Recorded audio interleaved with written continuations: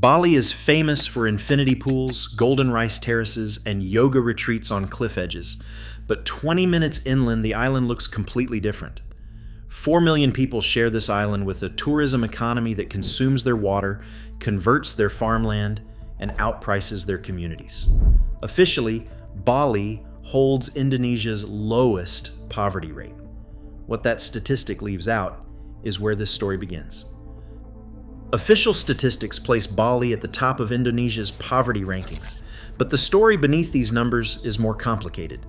In September 2024, the island's poverty rate stood at 3.80%, lower than any other province in the country. This figure is based on the National Consumption-Based Poverty Line, which measures whether households can afford a basic basket of food, clothing, and essential services. By this measure, about 176,000 people in Bali lived below the poverty line in September 2024, out of a population of roughly 4 million. A provisional update for March 2025 suggests a further drop to 3.72%, but the September figure remains the most directly documented. The headline average hides stark differences from one regency to another. In Badung, where luxury resorts cluster along the southern coast, the poverty rate is just 1.90%. Yet in Karangasem in the east and Buleleng in the north, the rates rise to 6.40 and 5.20%. These are rural areas where tourism's benefits are less concentrated and infrastructure gaps are wider. In some cases, a 5-star resort sits less than an hour from a village where electricity flickers on and off, and the main road still floods in the rainy season. Such contrasts are not just about income, but access. A provincial average can mask the reality that wealth and hardship exist side by side, sometimes separated only by a stone wall or a rice field. The question is whether the systems built for visitors are outpacing those that serve the people who call Bali home. A single luxury villa in Bali can consume up to 50,000 liters of water in a day, enough to supply a local household for an entire year. Pools, lush landscaping, guest laundry, and daily services all draw on the same resource that rice farmers depend on to irrigate their fields. By contrast, an ordinary household gets by on just 30 to 50 liters per day. This gulf in water use is not theoretical. In the Canggu-Pereiranan corridor, farmers have documented a 40% drop in well levels since 2018 after a wave of hotels and villas drilled deeper to fill pools and maintain gardens. When wells run dry, farmers file complaints, but the legal framework, known as CPA, requires every commercial well to have a groundwater extraction permit. The law allows for closures and steep fines, but enforcement is inconsistent. Some illegal wells are sealed, while others continue operating with little oversight. For many farming families, the equation is stark. Rising land prices and unreliable water put pressure on them to sell inherited rice fields. Once sold, these plots are quickly redeveloped into villas, and the cycle spreads to neighboring villages. The result is a landscape where a rice farmer may work a narrow strip of paddy beside a multi-million-dollar villa, their livelihood shaped by decisions made far beyond the village boundary.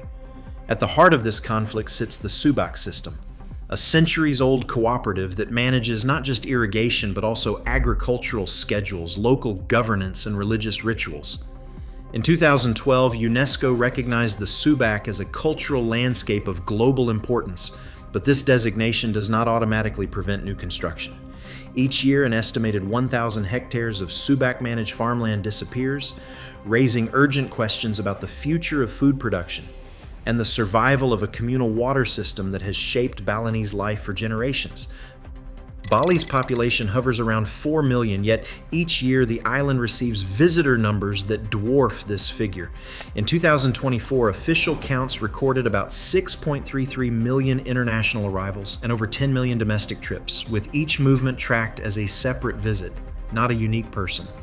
By May 2025, international arrivals had already reached 2.64 million, suggesting that the coming year could set another record, though any claim of nearly 7 million international arrivals for the full year remains provisional until the final release. For comparison, the combined total of visitor movements, international and domestic, now approaches 17 million annually. Australia stands as the largest single source of foreign visitors, followed by India and China, reflecting a shift in travel patterns as direct flights and cruise ships resume pre-pandemic volumes. Behind these numbers lies a workforce shaped by the rhythms of tourism.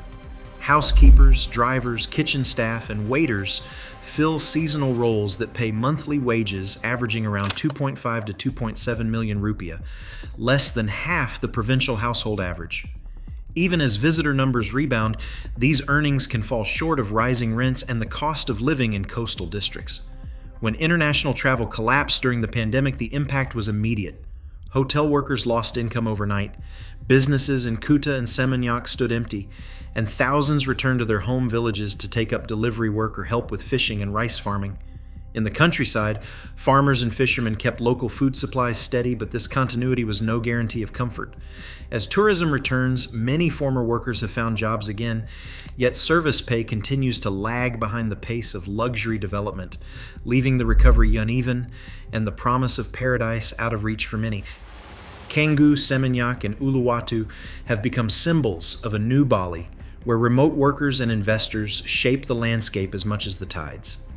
The 2022 launch of Indonesia's digital nomad visa drew another wave of long-stay visitors, many earning foreign salaries and paying international rates. A premium co-working desk averages $200 a month, while a two-bedroom villa can rent for $1,500 to $2,500.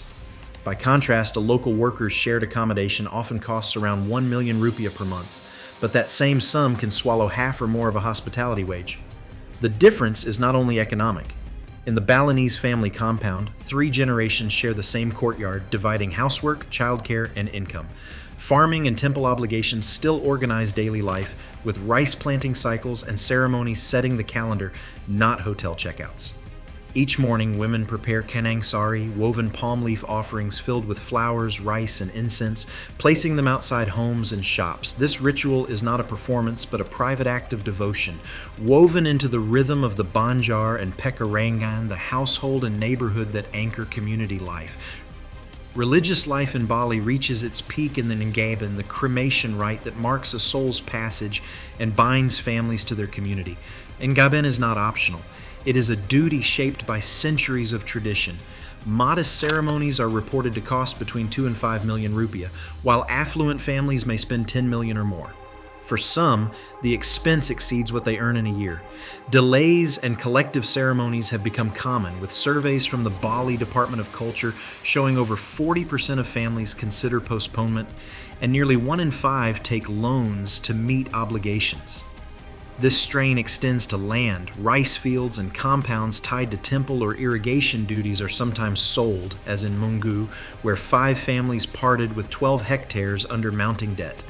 A wig, the customary law, tries to hold these foundations together. Meanwhile, Bali's spiritual reputation fuels a global trade in yoga, meditation, and wellness, where ancient philosophy is often repackaged and the pressures beneath remain unseen. Education in Bali follows 2 very different paths, shaped by where a child is born and how far a family can stretch their resources. In the tourist corridors of Canggu and Ubud, international schools serve both expatriate and wealthy local families. Annual tuition can reach between $8,000 and $12,000, a sum that rivals private university fees in the West. For these students, education comes with modern classrooms, foreign language teachers, and the expectation of global mobility. In rural Karangasem, the journey to school is a journey in itself. Some children travel more than 30 kilometers each day to reach the nearest secondary school. The costs add up quickly. Uniforms require 500,000 rupiah, textbooks another 300,000, and monthly transport can mean 200,000 rupiah or more. For many households, these expenses compete directly with the need for children's labor on the farm or in the family business. As a result, only about 55% of students in some villages continue beyond junior secondary school, a figure that reflects both financial limits and the distance to opportunity. Vocational and hospitality training offers a different route.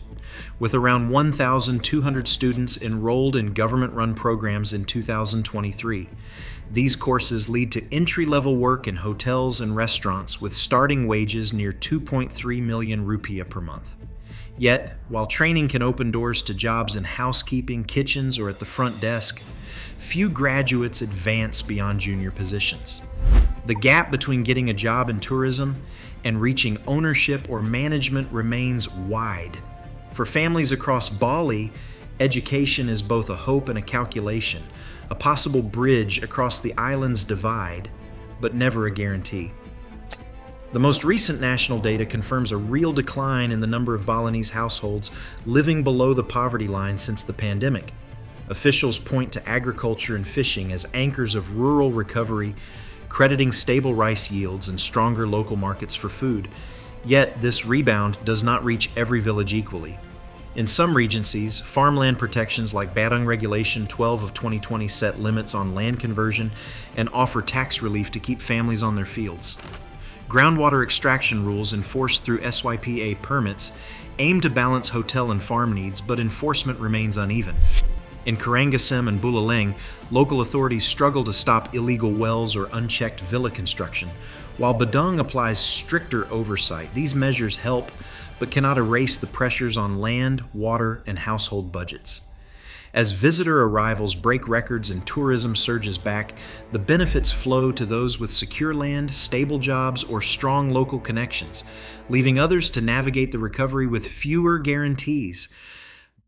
Bali's poverty rate now stands at just 3.7%, yet inequality endures in plain sight, with luxury and struggle divided by only a short walk. Seeing both realities is not cynicism, but clarity. Honest travel begins with honest vision. Subscribe for more fact-based looks behind the world's postcard destinations.